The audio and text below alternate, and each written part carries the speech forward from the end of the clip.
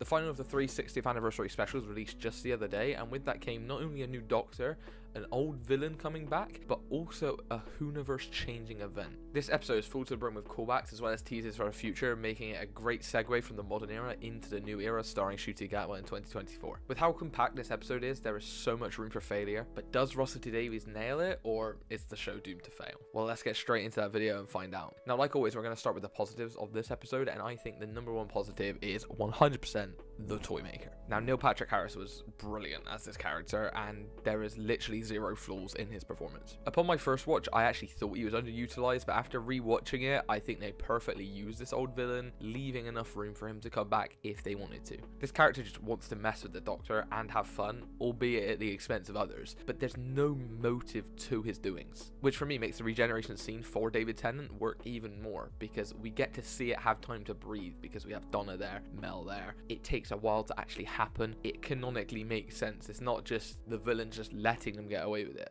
I mean, the villain is letting them get away with it, but it's part of the plot, and I like that. On top of this, though, it literally makes all the terrible events in the episode even worse to me, because there's no intention. The Toymaker is just having a fun time while murdering people, and they don't really show the murdering part. They kind of just insinuate that, and I think there's something greatly off-putting about that. His defeat can feel kind of anticlimactic, I guess, but at the same time, it's such a fitting end for this episode, and, you know, for the New Who run, that you have two versions of the Doctor beat the villain in this episode by playing a game of catch, and I didn't even know you could win catch, so that was quite a surprise. Now, moving on to my next positive, I actually think it's the puppets, and although they're only a small part of the episode, they are great. I mean, I really hate dolls, and I know this technically isn't dolls, but it's puppets, and to me they're very similar. They're really terrifying and creepy. I hate them in real life. So having an episode where they're part of the main fear factor is horrible, especially when you have them just coming out of the shadows attacking Donna. It was really disturbing to watch for me, which you'd instantly think is a bad thing, but I'm gonna give it a positive because it does it well, and I don't want to be terrified of them, but the fact that I am means they did a very good job at what they were trying to do. Going back to that scene with Donna as well with the puppets, it's not only terrifying for me, but it's also really funny. Obviously, you got her line where she claps back, you know, with the rhyming,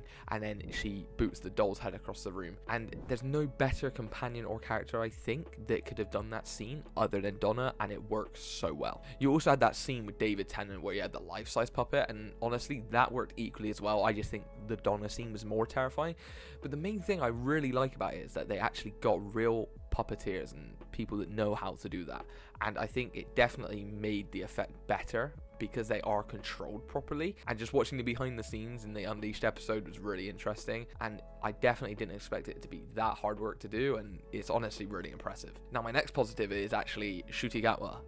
We didn't get much of him, but we definitely got more of him than we normally get from Doctors in a regeneration story, which is awesome. I've always been excited for Ncuti Gatwa ever since they announced him, and probably even more than I was for David Tennant coming back, because whilst I know David Tennant's amazing, I was just really excited to see someone new. He's so funny and energetic right from the get-go, and the way they made his character completely different from Tennant's 14th Doctor is so good, because it just contrasts so well. Instantly feel different while still feeling the same as the Doctors tend to. So I guess that's not a real big shock there. Because of the bi-generation, I'm not quite sure if he's the Doctor or part of the Doctor or an offshoot, like an offspring of the Doctor. The bi-generation thing is a bit confusing for me still at this moment in time. I still haven't quite figured out how it all works in my head, and I say that because some of the actions 15 does don't feel Doctor-y, but then some do, and I can't tell if he's 100%, you know, that is the next Doctor, or if it's literally like a splinter, you know, like half and half with 14 and 15. I couldn't quite tell from the scenes we got, which I guess would be a bad thing, but I still enjoyed Ncuti playing it, and it was really fun to watch. I feel like that's going to be maybe a negative in the long run if it's the case, but we'll have to see. At least for now, I quite liked it. Now, I know Ncuti Gatwa didn't make the theme or have any input in the theme, but I thought I'd have it in this section. But the 15th Doctor theme is amazing. It's so like I Am the Doctor, and although that did get played tons during Matt Smith's era, every single time I watch one of those episodes, it's just so epic and cool to listen to while watching the story. I know it's a new showrunner, so they might not do things the same, but I would love for it to get played almost almost as much as Matt Smith's did. It's so good. Now, my main negative for this episode is actually the plot convenience. Although this episode was the longest of 3 specials, it still felt the most fast-paced out of all of them, and I don't think that helped the plot because it just made it seem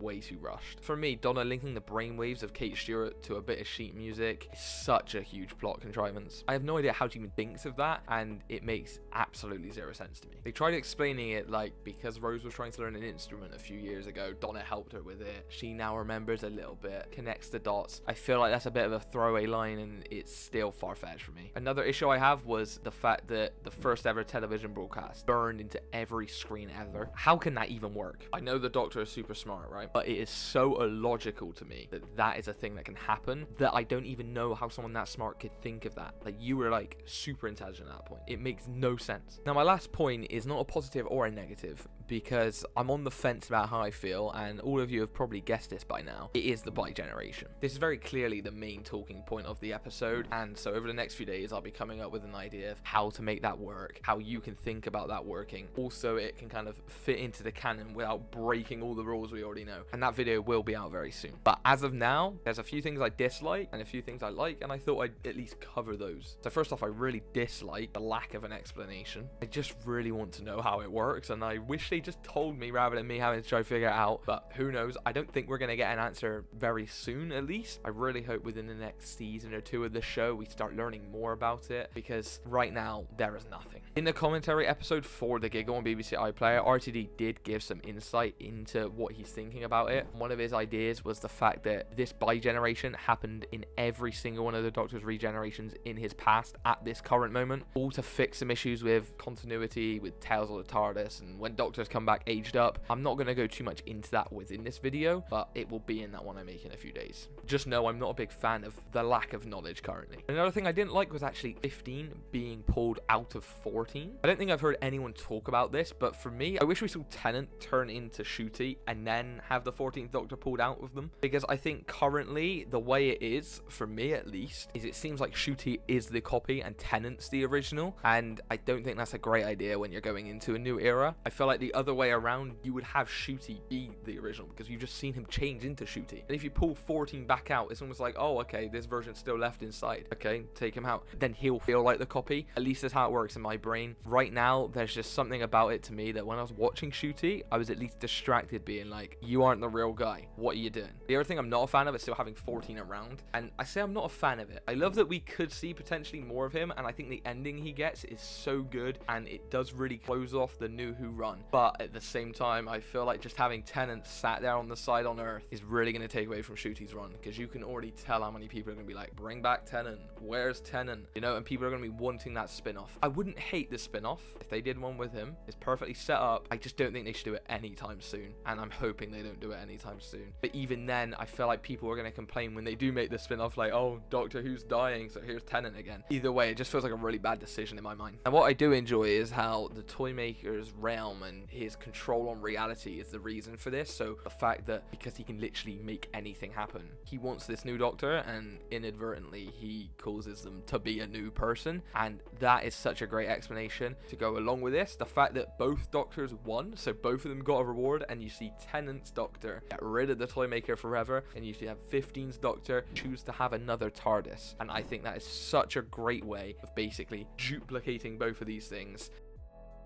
Even though I don't necessarily like everything that happened after that, I at least think that's a really nice explanation using the plot of the episode. Like I said before, I really like the ending where the 14th Doctor gets to spend the rest of his life with Donna, still having adventures if he wants, but he can just chill out a bit more. He's gone through so much, and he now just gets to enjoy life, while still knowing that the universe is saved and being saved by the 15th Doctor. He knows his job is still being filled, he doesn't need to go out, and I think it's so beautiful, to be honest. And this also marks one of the first endings in a while where everyone wins. Donna's alive, Wilf's alive, they have a happy ending, the Doctor has a happy ending in both versions, the villain loses. It's one of the first finales that I can actually think of where everything is happy, and you normally don't have that. Yes, you had a lot of people die throughout the story, so not everyone's ending is happy, but the main characters are, and honestly, it's nice to see. This episode was generally great, with only a few slip-ups, really. I believe it will grow on me, and I think I'll only enjoy it more when we finally get answers to all the questions I have. There is just way too many questions in this episode, and I just still feel a bit conflicted right now. I'm not quite sure how I feel overall with the episode, but it was still such a great time and really enjoyable to watch. Unfortunately, that is all I have for you today. Hopefully you've enjoyed my perspective on this episode, and I would love to know yours, so make sure you comment down below your thoughts on the episode. If you have made it this far, I'm probably right in assuming you like or love Doctor Who, so why not check out my review and breakdown of the episode The Wild Blue Yonder on the screen now, as I'm sure it will entertain you as much as this one has. And thank you for watching.